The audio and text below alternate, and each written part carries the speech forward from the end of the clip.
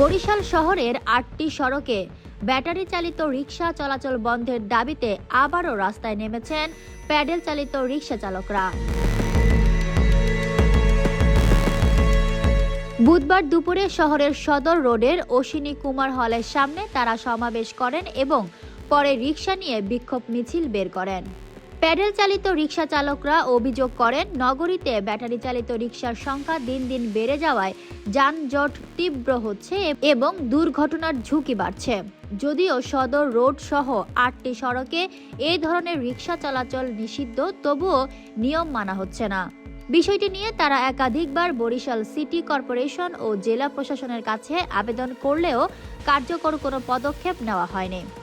বিক্ষোভকারীরা হুঁশিয়ারি দিয়ে বলেন, দ্রুত ব্যবস্থা না নিলে তারা আরও কঠোর আন্দোলনে নামবেন। এ সময় তারা সদর রোড, জিলা স্কুল মোড়, লাইন রোড, গির্জা মোল্লা ও কাঠপট্টি রোডে ব্যাটারি চালিত রিকশা বন্ধের দাবি জানান।